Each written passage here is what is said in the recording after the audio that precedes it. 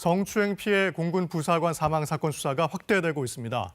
늑장, 부실 수사 의혹이 제기된 해당 부대와 공군부대 군사경찰단을 압수수색했고 2차 가해 혐의를 받는 부대원들도 줄줄이 소환 조사했습니다. 홍진아 기자가 보도합니다.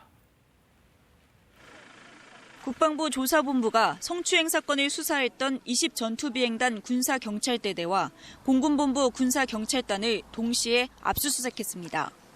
늑장, 부실 수사 의혹이 집중 조사 대상입니다.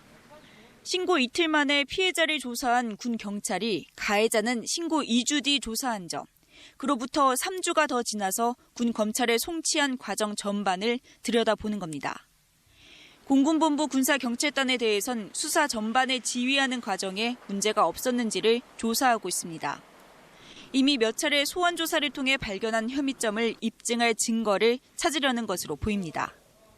2차 가해 혐의를 받는 부대원 3명에 대한 소환 조사도 이뤄졌습니다. 노모 준이는 성추행 피해 다음 날 이중사에게 누구나 한 번은 겪는 일이라며 회유한 혐의를 받습니다. 이에 대해 노 준이는 이중사에게 오히려 신고를 권했다며 관련 혐의를 부인하고 있는 것으로 알려졌습니다. 노모 상사는 이중사와 남편에게 사건 무마와 합의를 종용한 혐의를 받고 있습니다.